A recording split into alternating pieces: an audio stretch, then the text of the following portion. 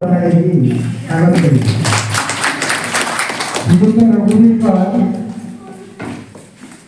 शिक्षक गोपीनाथ गवर्नमेंट रघुभूषण अनुरोध करूँ से आज आमर स्वागत ग्रहण कर अमृतिता हेडमास्टर बड़िया अमृति को अनुरोध करूँ से मंचा हरेंद्रनाथ भाई एक्स असिस्टेंट बड़िया गवर्नमेंट अनुरोध करूँ से मंचा सुप्रभा पंडा हेडमास्टर गवर्नमेंट प्राइमरी दीदी को अनुरोध करूँ से मंचा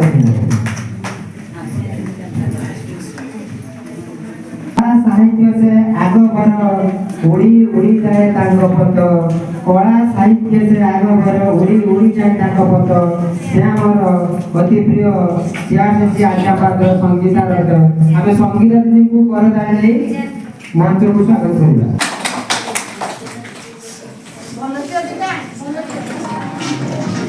पूर्व आम श्री जगतरनाथ जगन्नाथ पाखे आम पुष्पांजलि पूर्वक आम आगे पुष्पांजलि कार्यक्रम समस्त अतिथि तथा भाई बहन अनुरोध करी समस्त छिड़ा जगन्नाथ पाखे आम भर्गो देवस्य धीमहि धियो यो न प्रचोदयात् ॐ भूर्भुवस्सुः तस्य वितुर्वरेण्यं भर्गो देवस्य धीमहि धियो यो न प्रचोदयात्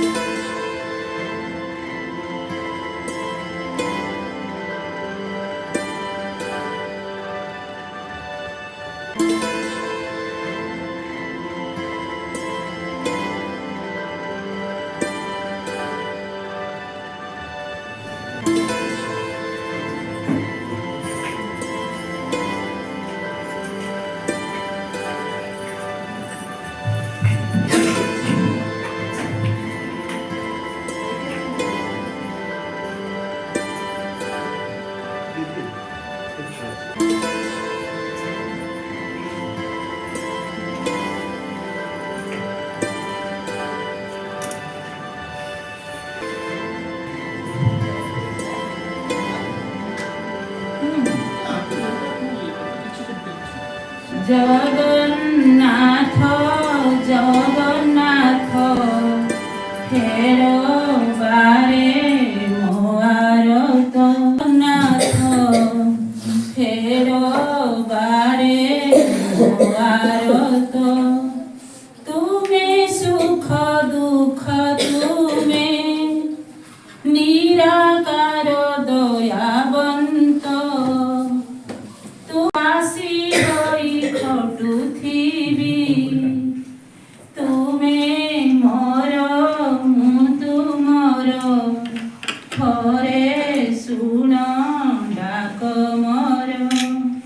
जगन्नाथ जगन्नाथ खेलो बारे मोआरत जगन्नाथ जगन्नाथ खेलो बारे मोआरत तुम्हें निराकार दयावंत जगन्नाथ जगन्नाथ फेरो बारे मोआरत निराकार दयावंत तुम्हें प्रभु जगन्नाथ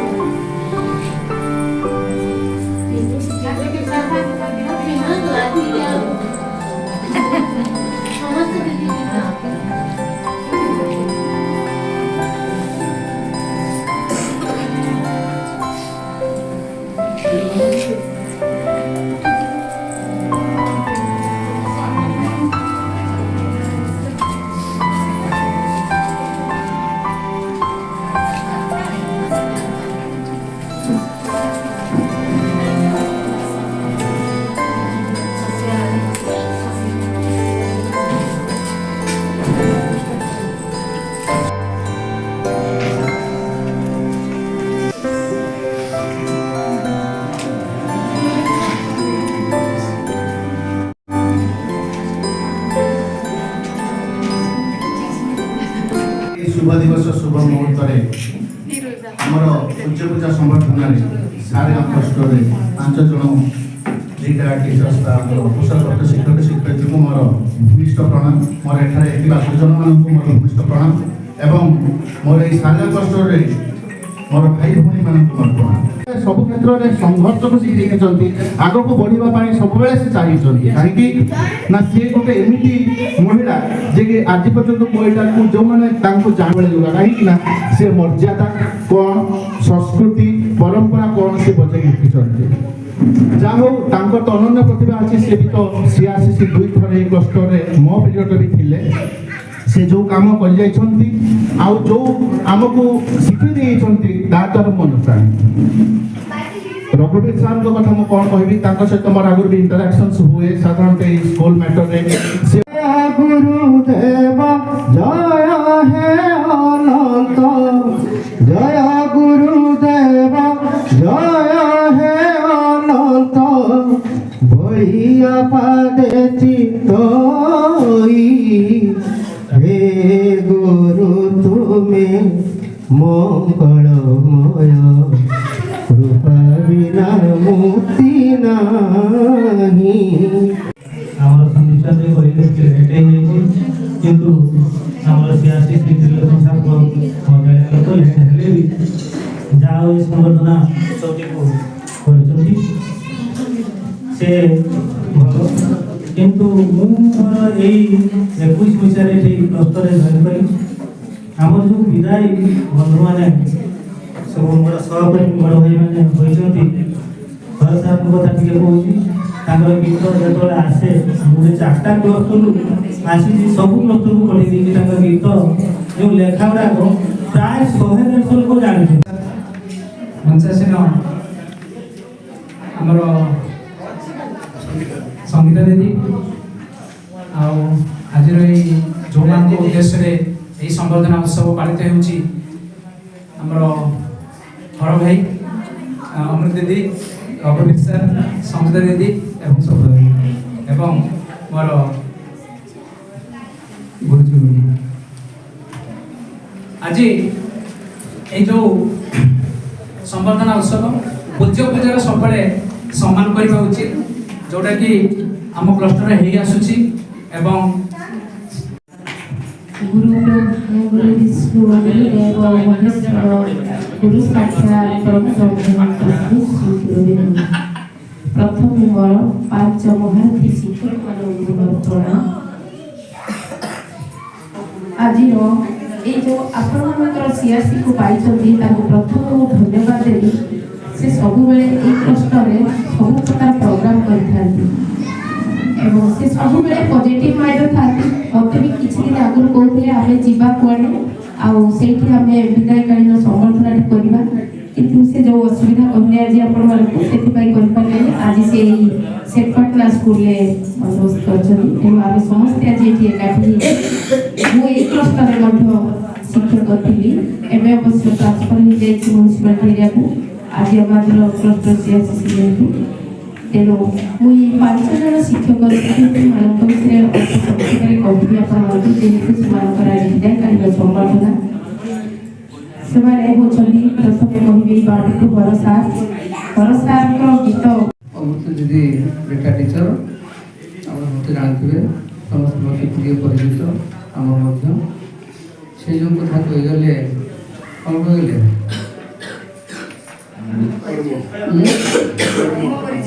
कर्म परिचय भरोसा आम वी आर द टीचर्स आम स्कूल शिक्षक एवं विकल्प किसी न पाई शिक्षकता करूँ ठीक ना बोलूँ तो आम आम से पारदर्शिक था टैलेंट था कौ बड़ पदे अधिष्ठ होता से पर नाई बोलिकी क्लास आम चेयर धरिक बचे और ये कह कथा जदि आम शिक्षकता करम शिक्षकता हूँ पेशा नुहे कि गवर्नमेंट एम्प्लॉय है कि वी हैव टू असाइनमेंट आम 24 आवर्स आप जानते डिस्ट्रिक्ट इमरजेंसी सफिशिएंसी लेकिन गौरव समय जो कलेक्टर सुविधा बड़ा कम अच्छी ଯେମିତି ଆମ ବିଜୁ ପୁଷ୍ପରାଜ ଯାଇଥିବେ ପଶିଗଲା ପରେ ଦେଖୁଥିବେ ଗୋଟେ ଯେଉଁ ରୁହନ୍ତି ବଡ଼ କମ୍ପ ଅଛି ଯେଉଁ ଡିଷ୍ଟ୍ରିକ୍ଟ ମ୍ୟାନେଜର ଅଛି ଜାଣିଛନ୍ତି ଗଭର୍ଣ୍ଣମେଣ୍ଟ ଡ୍ୟୁଟି କରୁଛନ୍ତି କି ମାସର ପ୍ରତ୍ୟେକ ମାସର ସବ୍ କଲେକ୍ଟର ଡିଷ୍ଟ୍ରିକ୍ଟ ବଡ଼ ଅଫିସର ଯେତିକି ଡିଉ ନୁହେଁ ADO sub collector assistant collector ଆମେ ସବୁ ଡ୍ୟୁଟି କରୁଛୁ ପ୍ରତ୍ୟେକ ମାସ 6 ଟା ଡ୍ୟୁଟି ଜାଣିଛନ୍ତି କି ଜାଣିନାହାନ୍ତି ଏବେ କୋଣ କେତେ ଭଲ ଏବେ ବି ପକ୍କା କରୁଥିଲେ ଏବେ କେବଳ ଅଫିସିଆଲ ମାନେ ପକ୍କା କରୁଛନ୍ତି ଅଫିସିଆଲ ପକ୍କା କରୁଛନ୍ତି ବୁଝିପାରୁଛନ୍ତି ତେଣୁ ଏଇସବୁ ଯେଉଁ କହିବା କଥା ଆମେ ଆମର ଆମେ ଘରୁ ଆସି ଚାକିରି କରିବା ପାଇଁ କିଛି ଆମେ ଗଭର୍ଣ୍ଣମେଣ୍ଟ ଡ୍ୟୁଟି କିଛି କରିବା ପାଇଁ ଏଇସବୁ ବାହାନା ଅଛି ଖରାପ ଲାଗେ ଆମକୁ କହିବା ସବୁ ସୁଧେ ନା ନେତା ପଣ୍ଡିତ କି ଅଫିସ ଭଲ ଦଳ ତାର କର ଏଇସବୁ ଘଣ୍ଟା କିଏ ବହୁତ କଳ୍ପନା ଡ୍ୟୁଟି ଆମେ କରିବୁ ତେଣୁ ମୋ ରିକ୍ୱେଷ୍ଟ ଯେତେବେଳେ ଯାହା ବି ଅଫିସର ଦିଆଯାଉଛି କି ଆପଣ କି ଆମର କି ମାନେ ଶତ୍ରୁ ନାହାନ୍ତି ଆମେ କିଏ ଫେସିଆଲ ଦେଖି ଦେବୁ ନାହିଁ କିଛି ଆମେ ପ୍ରତ୍ୟେକ କ୍ଲଷ୍ଟର ଆମେ ଦେଉଛେ ପ୍ରତ୍ୟେକ କ୍ଷେତ୍ରରୁ ବି ଭାଗ ଭାଗ ଦେଉଛେ ପରିବାର ଚଳିବ ସେଫ୍ଟ ଟାଇମ୍ ଗୋଟେ ଆମର ଯେଉଁ ଚାଲିଛି ରାଣୀ ଲକ୍ଷ୍ମୀ ଟ୍ରେନିଂ ଛୋଟିଆ କଥା କହୁଛି ଆମର ମାତ୍ର ପାର୍ଟ ଟାଇମ୍ ଅଛନ୍ତି 10-12 ଜଣ ଅଛନ୍ତି ତା ଭିତରୁ କିଛି ମାନେ ତାର ଶାରୀରିକ ଭଲ ଯୋଗୁରୁ 6-8 ଜଣଙ୍କୁ ଆମେ ଫାଷ୍ଟ ଫେଜ୍ କରୁଛୁ 108ଟି ସ୍କୁଲ ଆରେଞ୍ଜ ହେଇଛି ଆମ ସମ୍ମୁଖରେ ବସିଥିବା ସାରଗାଁ କ୍ଲଷ୍ଟରର ବିଭିନ୍ନ ବିଦ୍ୟାଳୟରୁ ଆସିଥିବା ମୋର ଶିକ୍ଷକ ଭାଇ ଭଉଣୀମାନେ ସମସ୍ତଙ୍କୁ ମୋର ଏହି ନବବର୍ଷର ହାର୍ଦ୍ଦିକ ଅଭିନନ୍ଦନ ଶୁଭେଚ୍ଛା। ଏହି ନବବର୍ଷଟି ସମସ୍ତଙ୍କର ସୁଖ ଶାନ୍ତି ସମୃଦ୍ଧି ଓ ପ୍ରଗତିର ବର୍ଷ ହେଉ ମୁଁ ସମସ୍ତଙ୍କୁ ଠାକୁରଙ୍କ ନିକଟରେ ଆଶୀର୍ବାଦ ମାଗୁଣି ରଖୁଛି ସେ ସମସ୍ତଙ୍କର ଏ ବର୍ଷଟି ଭଲ ଶୁଭମୟ ହେଉ ଏ କ୍ଲଷ୍ଟରଟା ଏ ବର୍ଷଟି ଭଲରେ ଭଲରେ ସମସ୍ତଙ୍କର ଭଲରେ କଟୁ। ମୁଁ ଧନ୍ୟବାଦ ଦେବି ପ୍ରଥମେ ଆମର CRCC ତ୍ରିଲୋଚନ ସାର୍କୁ କାରଣ ଏହି ପରମ୍ପରାଟା ସେ ବଜାୟ ରଖିଛନ୍ତି ଆଉ ତାଙ୍କ ସହିତ ସହଯୋଗ କରୁଛନ୍ତି ସମସ୍ତ ମୋର ଶିକ୍ଷକ ଭାଇ ଭଉଣୀମାନେ ସେମାନଙ୍କୁ ମଧ୍ୟ ମୁଁ ଧନ୍ୟବାଦ ଦେଉଛି। ଗୋଟିଏ କଥା କହିଲେ ଯେ ଏଇ ବିଦାୟ ସମ୍ବର୍ଦ୍ଧନା ଉତ୍ସବଟା ବିଳମ୍ବରେ ହେଇଛି କିନ୍ତୁ ବିଳମ୍ବରେ ହେଇନାହିଁ କାରଣ ଆମେ ରଘୁବର ସାର୍ ମୁଁ ପ୍ରଥମେ ଜାନୁଆରୀ 31 ତାରିଖରେ ବିଦାୟ ନେଇଥିଲେ କିନ୍ତୁ ଜାନୁଆରୀ 31 ତାରିଖ ହେଇନାହିଁ ଗୋଟେ ବର୍ଷ ଭିତରେ ନିହାତି ଯେତେ ଜଣ ବିଦାୟ ନେଇଛନ୍ତି ତାଙ୍କୁ ସମ୍ବର୍ଦ୍ଧନା କରାହେଉଛି ତେଣୁ ବର୍ଷ ବାହାରକୁ ଯାଇନାହିଁ ବର୍ଷ ବାହାରକୁ ଯାଇଥିଲେ ହୁଏତ କୁହା ହେଇଥାନ୍ତା ଏଟା ବିଳମ୍ବ ହେଲା ଠିକ୍ କରିଛନ୍ତି ଠିକ୍ ସମୟରେ ବି ଉପଯୁକ୍ତ ସମୟରେ ମଧ୍ୟ ହେଇଛି କିଛି ଅସୁବିଧା ନାହିଁ। ଆମେ ଯେଉଁ 5 ଜଣ ଗୋଟିଏ ଦିନେ ରିଜାଲ୍ଟ କରିଥିଲେ କ'ଣ ହେଲା ନା ଆପଣ ଯେତେବେଳେ ଗଲେ ଗୋଟିଏ କଥା ଆପଣ କହିଥିଲେ ଯେ ପାଠ ପଢ଼େଇବି ହସି ହସି ଆଦାୟ କରିବି ପିଟି ପିଟି କିନ୍ତୁ ମୁଁ ସେତେବେଳେ ଭାରି ଚଗଲା ଥିଲି ପାଠ ପ୍ରତି ମୋର କିଛି ଆଗ୍ରହ ନଥିଲା ଆପଣ ଯେଉଁଭଳି ଯାଇକି ଗୋଟେ ଦୁଇଟା କ୍ଲାସ୍ରେ ବୁଝେଇଲେ ମୋର କାହିଁକି ଆପଣଙ୍କ ପ୍ରତି ଗୋଟେ ଏମିତିକା ଗୋଟେ ମନୋଭାବ ଆସିଲା ଢଳିଲା ମୁଁ ସେଇଠୁ ଭାବିଲି ନା ଦିଦି ଠିକ୍ ଅଛନ୍ତି ଦିଦି ଯାହା କଲେ ମୁଁ ଅକ୍ଷର ଅକ୍ଷର ମାରିଲି ତାପରେ ଯେତେବେଳେ ପରୀକ୍ଷା ମାସକାନ୍ତରୁ ଅଛି ଆପଣ ଗୋଟେ ଚ୍ୟାଲେଞ୍ଜ ଦେଲେ ମ୍ୟାଥ୍ ପଢ଼ଉଥିଲେ ତ ଯେ 90 ଉପରକୁ ଯିଏ ରଖିବ ମୁଁ ତାଙ୍କୁ ପୁରସ୍କୃତ କରିବି ମୋର ବଡ଼ ଆଗ୍ରହ ଆସିଲା ବହୁତ ଲାଗିଲି ଅନ୍ୟ ବିଷୟରେ ଫେଲ୍ ହେଇଲି କିନ୍ତୁ ମ୍ୟାଥ୍ର 85 ପର୍ଯ୍ୟନ୍ତ ରଖିଦେଲି ତାପରେ ଆପଣ ଖାଲି ପିଠି ଥାପୁଡ଼ିଲେ ଅନ୍ୟମାନଙ୍କୁ ଚକୋଲେଟ୍ ଏକା ଦେଲେ ତାଙ୍କେ ଅଧିକାର ଦେଲେ ଆମକୁ ସମସ୍ତଙ୍କୁ ଦେଇଥିଲେ କିନ୍ତୁ ମୋର ମନେ ଅଛି କିନ୍ତୁ ତାପରଠୁ ମୁଁ ଏତେ ଆଗ୍ରହର ସହିତ ପାଠ ପଢ଼ିଲି ଏଥର ମୁଁ 90 ଉପରକୁ ରଖିଲି ତାପରେ ଆସ୍ତେ ଆସ୍ତେ 90-95 ରଖିଦେଇ ଗଲି ଆପଣ ମୋତେ ବହୁତ ପ୍ରଶଂସା କରିଥିଲେ ଅନ୍ୟ ବିଷୟ ପ୍ରତି ବି ଧ୍ୟାନ ଦେବା ପାଇଁ ମୋତେ କହିଥିଲେ ମୁଁ ସେଇଦିନ ପାଖରୁ ପାଠ ଯେଉଁ ଗୋଟେ ଅମୂଲ୍ୟ ସମ୍ପଦ ମୁଁ ସେବେଳେ ଜାଣିଲି ପଢ଼ିଲି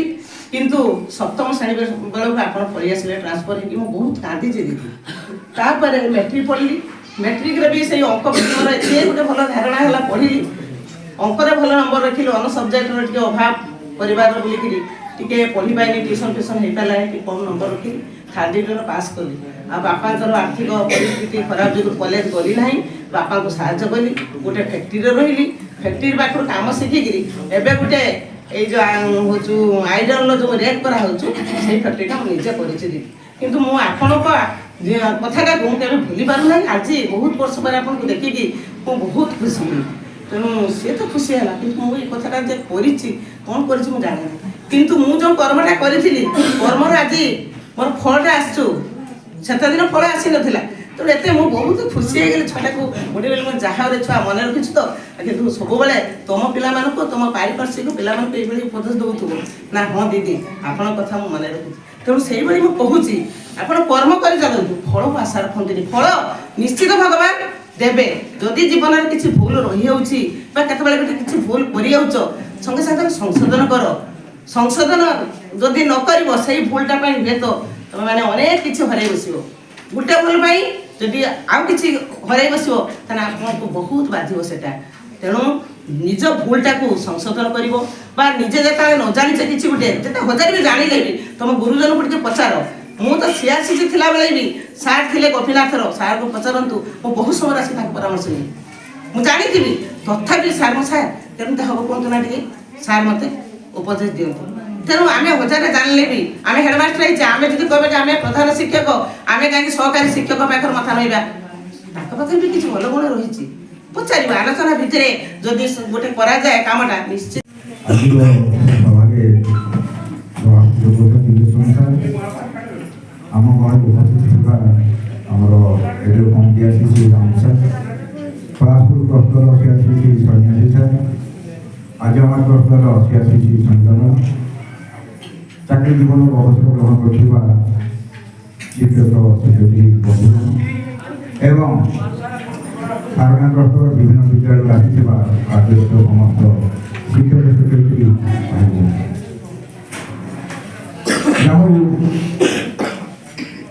ଆପଣମାନଙ୍କର ସହଯୋଗ ତଥା ସାଧାରଣତଃ ସିଆସିଙ୍କର ଉଦ୍ୟମ ଆଜି ପିଲାଙ୍କ ସଭାର ଆୟୋଜନ କରାଯାଇଛି ଏହି ପିଲାର ପରମ୍ପରା ଅନେକ ବର୍ଷ ଧରି ଏଟାକୁ ପାଳି ଆସୁଛି ଯାହା ହଉ ସେଇଟା ସେଥିପାଇଁ ମୋ ତରଫରୁ ସମସ୍ତଙ୍କୁ ମୁଁ ଧନ୍ୟବାଦ ଜ୍ଞାପନ କରିବି ବାକି ଯେଉଁଟା ଅନୁମତି ଦିଦି କହିଲେ କର୍ମ ଆମେ ନିଶ୍ଚିତ ଭାବରେ କରିବୁ ସ୍କୁଲ ମାନଙ୍କରେ ବର୍ତ୍ତମାନ ଦେଖାଯାଉଛି ପ୍ରାୟ ଅଧିକାଂଶ ସ୍କୁଲରେ ସମସ୍ୟା ସେ ସମସ୍ୟା କାହିଁକି ଦେଖାଯାଉଛି ଏବଂ ସେ ସମସ୍ୟାକୁ ଆମେ କେମିତି ସମାଧାନ କରିବୁ ସେଟା କେହି ଆପଣଙ୍କୁ ରାସ୍ତା ବା ପଥ ଦେଖେଇବେ ନାହିଁ ନିଜକୁ ନିଜେ ତାର ସମସ୍ୟାର ସମାଧାନର ବାଟ ଆପଣମାନଙ୍କୁ ହିଁ ଖୋଜିବାକୁ ପଡ଼ିବ ସମସ୍ୟା ରହିଛି ସବୁ ସ୍କୁଲରେ କିନ୍ତୁ ଅଧିକାଂଶ ସ୍କୁଲରେ ମଧ୍ୟ ସମସ୍ୟା ନାହିଁ ଖୁବ୍ ଭଲ ଭାବରେ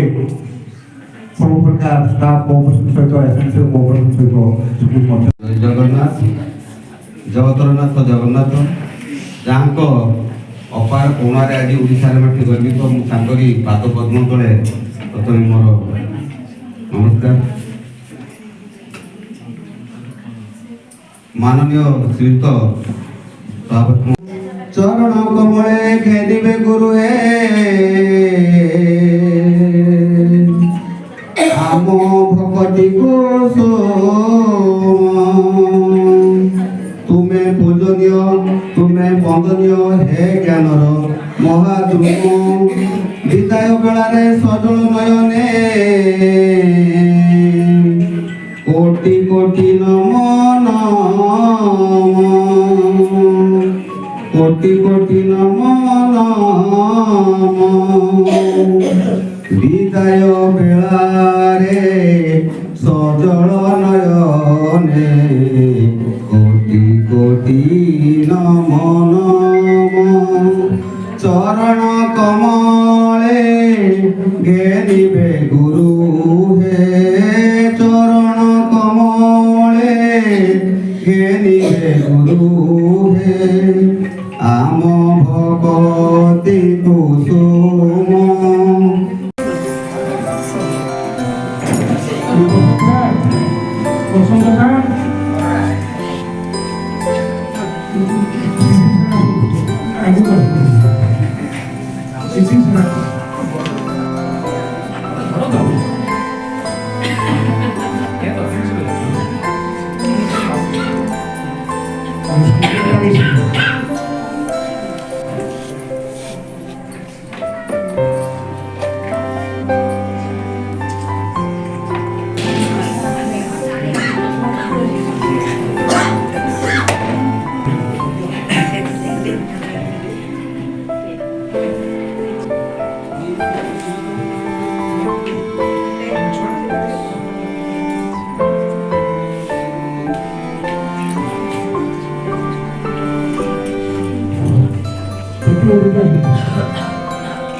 ନିଜେ ଆସନ୍ତୁ ପ୍ରମେୟ ନିଜେ ଶେଷ ଗୀତ ଗାଇଛନ୍ତି ଆମର ପ୍ରମେୟ ଦିଦି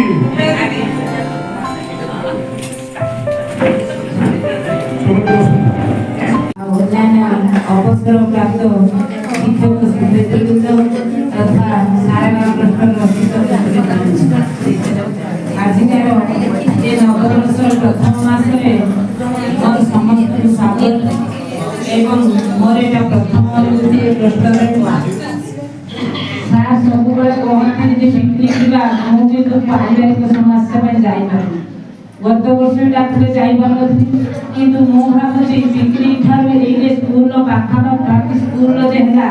ଏଇଟା ଆମ ପାଇଁ ବହୁତ ମନେ ରହିବ, କାରଣ ସମସ୍ତେ ପ୍ରାୟ ଆଶା କରୁ। ଆମେ ସାଧାରଣତଃ ସ୍ତ୍ରୀ ଲୋକ ବିଭିନ୍ନ ସମସ୍ୟା ରହିଥାଏ,